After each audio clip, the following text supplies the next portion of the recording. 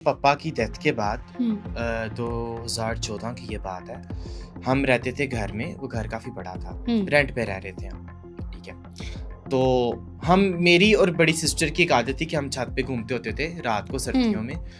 चाय का कप पकड़ लिया, तब ये नए-नए सॉन्ग्स वगैरह आए थे तो वो हमने हैंड फ्री लगा के तो हम दोनों ने छत पे हुँ, घूमते रहना। हमारी नानी भी हमारे साथ रहती थी तब, क्योंकि ज़ाहिर-सी बात है पापा चले गए तो उनको हुँ, था कि मैं बेटी के पास रहूँ। तो हम रात को छत पे घूम रहे हैं तो हमें नानी मी की आवाज़ आती है कि नीचे आ जाओ। अब मैंने भी सुनी, सिस्टर ने भी सुनी। कोइंसिडेंस नहीं कह सकते क्योंकि अगर एक बंदे ने सुनी होती तो कह सकते हैं कि भई उसका हुँ। वहम होगा, बट दोनों ने सुनी। मेरे रोंगटे खड़े हो रहे हैं। तो सिस्टर ने बोला कि मैं जाती हूँ और मैं देख के आती हूँ, नानी मी क्या कह रहे हैं। हुँ, जब वो नीचे गई तो ऊपर ही नहीं आई।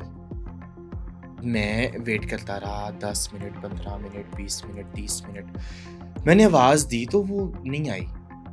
मुझे दोबारा नानी मी की आवाज़ आई, तो मैं दोबारा नीचे गया तो नानी मी सोई हुई थी। तो मैंने पूछा तुम ऊपर क्यों नहीं आई? कहती मैं नीचे आई तो नानी मी तब से सोई हुई है। तो मैंने कहा मुझे तो 2 दफ़ा और आवाज़ आ गई है। और वो छत इतनी बड़ी थी कि ये नहीं कह सकते किसी हमसाये ने कोई शरारत की ऐसा, हुँ। क्योंकि पीछे भी कोई घर नहीं था, पीछे खाली जगह थी।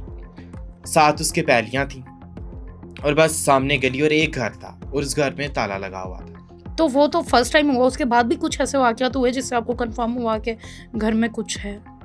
हाँ, ये भी रेंट वाले घर की बात है, उस घर के साथ कब्रिस्तान था। तो वहाँ से आवाज़ें आती होती थीं अक्सर, काफ़ी सारी आवाज़ें आती होती लोग थीं। तो कहते हैं कब्रिस्तान महफ़ूज़ होते हैं, जो मुसाफ़िर होते हैं उनको स्टे भी कर लेना चाहिए रात को कब्रिस्तान में। मुसाफ़िर को तो कभी भी स्टे नहीं करना चाहिए कब्रिस्तान में। मेरे पापा एक दफ़ा दोपहर का टाइम था, हुँ, तो तब उनके पास ना पुराना साइकिल होता था, वो जो सराब का साइकिल है। हुँ, तो वो गुज़र रहे थे, दोपहर 2 बजे का टाइम था। तो हमारा जो गुजरांवाला में एक कब्रिस्तान है, वो काफ़ी पुराना है, इवन कि 1947 की भी कब्रें वहाँ पे मौजूद हैं। हुँ, तो वो कब्रें काफ़ी ऊँची हो गई हुई हैं कि एक ही जगह पे बार-बार बंदे दफ़ना-दफ़ना के, तो वो एक जगह है जहाँ पे काफ़ी ऊँची हैं। तो उनको वहाँ से गुज़रते हुए एक झलक नज़र आई।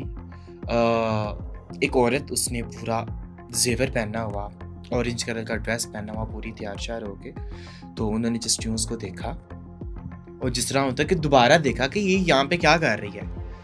तो देखा तो वो वहाँ पे नहीं थी।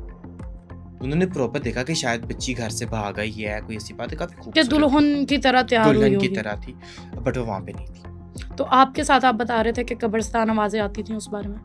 हाँ, वो फिर घर हमने बाद में चेंज कर लिया। अक्सर हुँ। ऐसे होता था कि वहाँ से चीज़ें गायब हो जाती थीं, घर तो से। अभी भी कभी आपके साथ कोई वाक़या हुआ नहीं, है? अब हमारा घर अच्छी जगह पे है। हुँ, मेरे चाचू थे, हुँ, मेरे जो दादा-अबू थे वो गाँव के पटवारी थे। हुँ, तो इनकी काफ़ी ज़मीनें वग़ैरह इस तरह थीं और उस टाइम पे किसी के पास साइकिल होना एक बड़ी बात थी। हुँ, तो मेरे चाचू जो थे ना, उन्होंने नया लिया साइकिल, हुँ, तो वो बड़ी खुशी-खुशी घर आ रहे थे। रास्ते में उनको ज़रा हाजत हुई, तो वो उन्होंने कब्रिस्तान में कर दिया। उसके बाद कहीं से छोटे-छोटे, छोटे-छोटे, छोटे-छोटे लोग एकदम से नमूदार हुए। उन्होंने पूरी रात उनको कब्रिस्तान में घसीटा, उन्हें मारा और काफ़ी बुरा हाल किया। काफ़ी मतलब ज़्यादा हुँ, बुरा हाल, साइकिल के पीछे उनको बाँध के घसीटा। एंड वो कहते हैं कि वो अजीब-सी मखलूक थी कोई।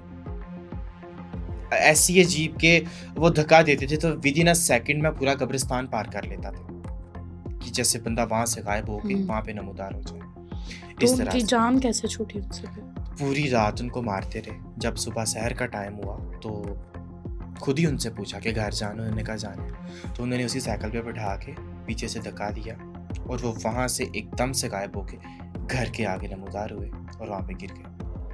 इवन कि जब उनकी डेथ हुई थी, जब हमने उनको दफनाया तो उनकी कमर पे स्टिल ब्लैक कलर के निशान थे छोटे-छोटे हाथों के, कि इतना उनको मारा था कि वो परमानेंट हो गए थे। उसके बाद फिर किसी मौलवी को बुलाया, उसने चीज़ें पढ़ी और जान छूटी। हुँ।